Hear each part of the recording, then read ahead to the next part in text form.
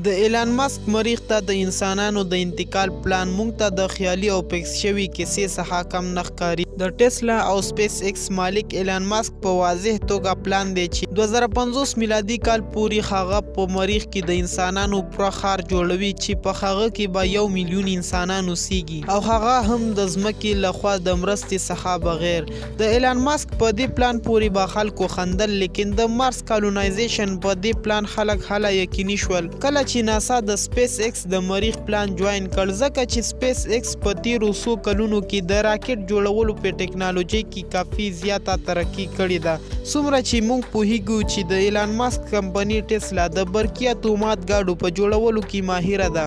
همدارنګه د سپیس ایکس په راکټونو کې داسې ټیکنالوژي استعمال شوي کوم چې په کم نه کم تیل استعمال سره فضا پورې د تګ قابلیت لري. مریخ چې د ځمکې څخه 6 کروړ او 100 لکه کیلومتره لرې دی، هلته د انسانانو د تګ لپاره خاص قسم سټارشپ فضایي بیړۍ جوړې کړي چې د ایلان ماسک په مطابق چې پکې داسې بیټرۍ نصب شوي کوم چې په ټسلا کې استعمالیږي، یعنی په هغه کې تیل کم نه کم استعمالیږي. مریخ ته ایلان ماسک انسانان انتقالوي، خو دلته سوال دا ولاړیږي چې په مریخ باندې د انسانانو کالوني څنګه ممکن کېدلی شي. اخر ایلان ماسک او ناسا د انسانانو د ژوند لپاره تر ټولو غوره سیاره ځمکې څخه د مریخ خاورې ته ولې د انسانانو انتقالول غواړي چې نه هلته د ساه اخیستو لپاره اکسیجن شته او نه هم خوراک څښاک سامان. همدارنګه په مریخ کې منفي 100 سانتیګریډ درجې یخني هم شتون لري، کله چې هلته د انسانانو د اوسېدو لپاره هیڅ کوم بنسټیز امکانات نشته. نو اخر په مریخ باندې د انسانانو د اوسېدو لپاره کالوني څنګه ممکن کېدلی شي؟ د پښتو لایف لایبرري معلوماتي ویډیو ته یو ځل بیا ښه راغلاست. دوستانو دا هغه سوالونه دي چې تاسو به په دې ویډیو کتو سره په دې باندې وپوهیږئ. له ټولو نه مخکې خبره کوو چې په ځمکه کې د انسانانو د اوسېدو لپاره ټول امکانات او سهولتونه موجود دي، نو بیا مریخ ته د انسانانو د انتقال ضرورت څه دی؟ د څو صدیو راهیسې چې زموږ د ځمکې په سیارې څومره ریسرچ شوي، د افسوس سره چې د ټولو ریسرچو نتیجه منفي راغلې ده. ساینسدانانو وینا ده چې کله نه هم انسانانو د ګیس او پټرول استعمال شروع کړي، د هغې راهیسې د ځمکې درجه حرارت په لوړېدو دی او یو وخت به داسې راشي چې دا درجه حرارت به دومره زیات شي چې په ځمکه کې به هیڅ کوم ژوندی جسم اوسېدل ممکن نه وي. د دې سروې په مطابق په هرو 10 کلونو کې 0.14 سانتیګریډ د ځمکې د حرارت درجه زیاتیږي، یعنی په کومو ګرمو ساحو کې چې اوس انسانان اوسېږي، نو که دا ټول داسې چلیږي نو له نن څخه 1.5 سل کاله وروسته به د ځمکې په سر د انسان اوسېدل ممکن نه وي. د حرارت د درجې په زیاتېدو سره د سمندرونو کنګل هم ویل کېږي، د کوم له وجې چې د پلیټ سایکلون او سونامي چانس هم زیاتېږي. خبره صرف د ګیس او د پټرولو د استعمال نه ده، لیکن د دې پالوشن څخه زموږ د ځمکې د اوزون طبقې ته هم زیات زیان رسیږي. د اوزون طبقه کوم چې د لمر څخه د وتلو والا ضررناکو شعاعو څخه انسانان ژغوري، هغه هم د دې په واسطه ورو ډیمیج کېږي، یعنی یو طرف ته د پالوشن څخه پیدا ګرمي او بل طرف ته خطرناکې لمریزې شعاوې. ساینسدانانو دا خبره کنفرم کړې چې یو نه یوه ورځ به ځمکه د اوسېدو لپاره ممکن نه وي. نو همدا وجه ده چې انسانان غواړي چې د اوسېدو لپاره دویمه سیاره له اوس نه پیدا کړي. لیکن صرف مریخ سیاره یې ولې انتخاب کړي؟ زموږ په شمسي نظام کې نورې سیارې هم شتون لري، خو ولې یوازې په مریخ کې اوسېدل غواړي؟ زموږ په شمسي نظام کې د ځمکې ګاونډۍ سیاره وینس یعنی زهره ده او دویمه مریخ.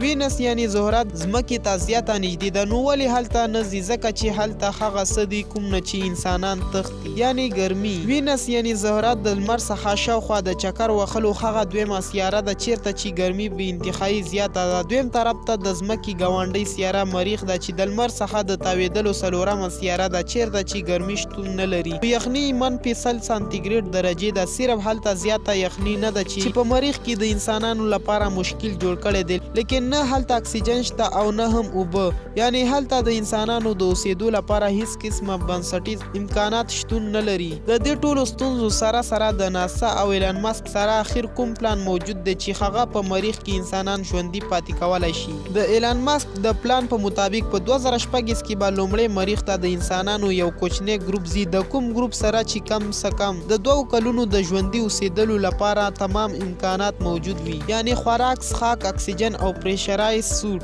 لیکن د دې ګروپ هلته د تللو څخه مخکې په مریخ باندې یو پروټیکټیو شیلټر یعنی ساتندویه سرپناه سرپناه زیاته ضروري ده، ځکه چې په مریخ باندې د خاورې خطرناک توپان انسانانو ته زیان اړولی شي. دا پروټیکټیو شیلټر به د مریخ د موجودې خاورې څخه جوړیږي، لیکن کله چې په مریخ باندې انسانان نه وي نو دا شیلټر به جوړوي اخر څوک. نو جالبه دا ده چې دا شیلټر به په مریخ کې موجود روبوټس جوړوي. دا زیرکه روبوټس به له انسانانو نه مخکې مریخ ته انتقالیږي چې دا یو خاص قسم روبوټس دي. دا به لومړی جلا جلا کار کوي، لیکن د ضرورت په وخت کې په مجموعي توګه هم کار کوي. دا روبوټس د انسانانو کار کولو څخه کافي زیات تیز کار کوي. په کوم کې چې کیمرې، سینسرز، د خاورې سپړلو اکسویټر او 3D ډیزاین چاپونکي هم شتون لري. د لمر د انرژي څخه چلیدونکي دا روبوټس به د سینسر په مدد یو خاص قسم خاوره پیدا کوي. په کوم ځای کې چې دا خاص خاوره زیاته وي نو هلته به خپل کار ته دوام ورکوي. په دې روبوټس کې چې کوم کارونو لپاره پیکینګ شوی هغه په یو ځای کې لومړی خاوره انتخابوي او بیا واړه روبوټس دا خاوره د تصفیې لپاره د تصفیې برخې ته وړي. د تصفیې څخه وروسته د 3D پرنټر یونټ برخې ته وړي چې د یوې طبقې په واسطه 3D ډیزاین جوړوي. څو میاشتې به دا کار داسې چلیږي او د ځمکې لخوا به دا روبوټس کنټرولېږي. د سرپناه د جوړولو څخه وروسته شروع کیږي د روبوټس دویمه دنده. نو له دې وروسته به په لومړي ځل انسانان مریخ ته انتقال شي. کله چې انسانان په لومړي ځل انتقال شي نو له دوی سره به کافي زیات سامان موجود وي. په مریخ کې به موجود روبوټونه هلته انسانانو ته ښه راغلاست وکړي. د هغوی سامان به اوچت کړي او د شیلټر یعنی سرپناه په لور به یې یوسي او د سرپناه په داخل کې به په معلوم ځای کې کیږدي چې دا به هلته خپله انفلیټ شي. په مریخ کې اتموسفیر فشار ډیر زیات کم دی، نو له دې امله به انسانان په دې اتموسفیري فشار ساحه کې اوسیږي. په دې ساحه کې به د ځمکې په څیر صنعتي فشار جوړیږي چې دا ټول فشاریزې ساحې به یو بل سره نښتې وي او دوی به د الکتروني ښار په جوړولو کې د لمریزې انرژۍ څخه کار اخلي. که یو انسان له دې فشاریزې ساحې څخه بهر تلل غواړي نو دا به د یو خاص ګاډي په واسطه د یوې دروازې څخه وځي. دا ځکه چې د دروازې د کولاوېدو سره دننه فشار لیک نشي.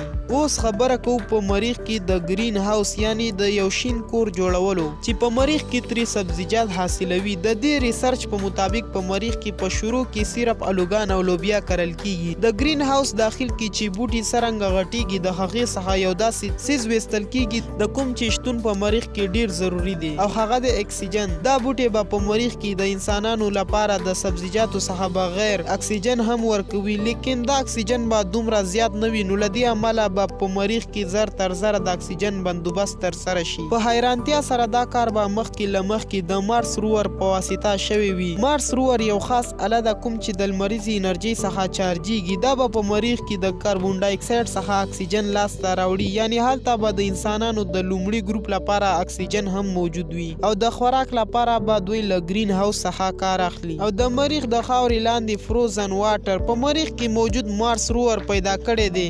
د دې د کانګل له ویلې کېدو څخه به اوبه لاسته راوړي. نو له همدې امله ویل کېږي چې په مریخ کې به انسانان بغیر د ځمکې له مرستې ژوندي پایېږي. د وخت په مطابق به نور انسانان هم انتقالیږي، لیکن آیا همدا لړۍ به همداسې روانه وي؟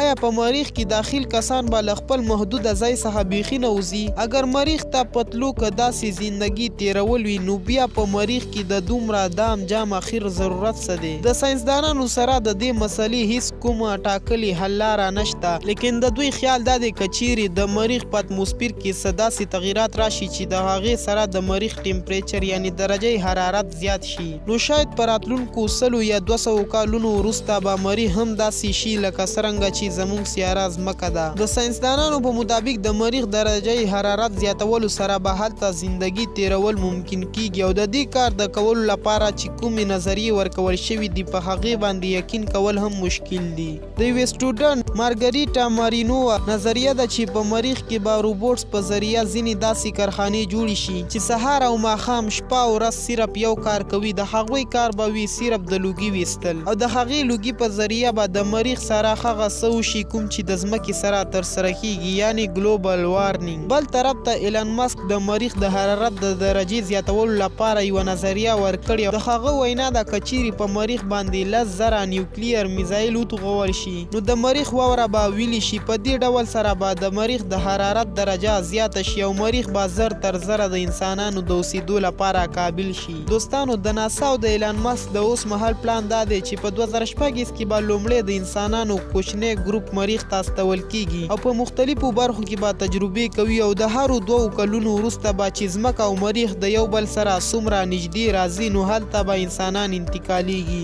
تر 2050 کالو پورې به 1 میلیون انسانان په دې فشاریزو ساحو کې اوسیږي او ورسره به د مریخ د حرارت درجې زیاتولو کې کوششونه هم کیږي. د دوی خیال دا دی چې 100 یا 200 کاله وروسته به مریخ د ځمکې په څیر یوه سیاره جوړیږي.